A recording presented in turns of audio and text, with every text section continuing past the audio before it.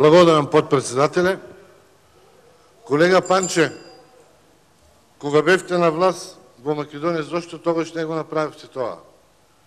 Ги имавте сите судови. Основните, апелација, Врховниот, Уставниот. Зошто тогаш не го направивте? Друго се крие тука, колеги мои. А јас ќе ви кажам. Бранко си игра мајтап со вас.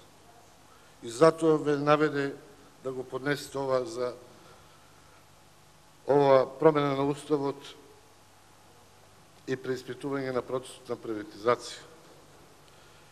Проблемот е што Хари Костов секој ден му дише на врат и му вика: "Бране, што правиме со кредитот што го зема? Мора да го вратиме." Тоа го пише во извештајот. Сега вие сакате што беа вашите олигарси, пак сакате да ги фатите. Не можете да ги фатите пак. Да, кај нас отидоа.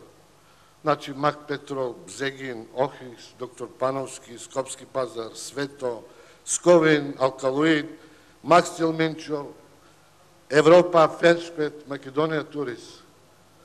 Па тие си платија за својата приватизација. Сега доаѓаат локални избори и Бране што и вика: "Слушајте, или ќе давате пари, или се враќам назад, приватизација и во шутка."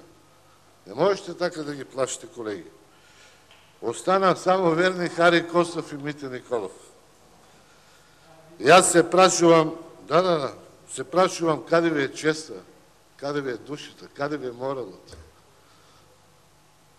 Па приватизиравте 93% со донесен закон, кој Бранко го донесе.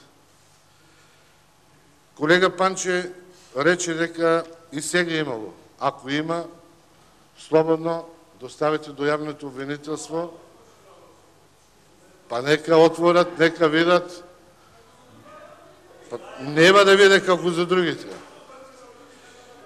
Од и во ваше време, ќе го подстави колегата Панче, во Струмица имаше еден случај на еден ваш олигарх, кој денеска ми се јави и ми рече: "Абе, ја кога ја зедов, на државата платив 10, ама на СДС платив 350. Така, господине Менде. Има уште да зборам за тоа. Преведејќи, знам многу работи. И од времето на Тито, и од времето на Анте Марковиќ, и од времето на Бранко, на Лјупчо и на Груевски. Кога сакате може да ги дискутираме тие работи.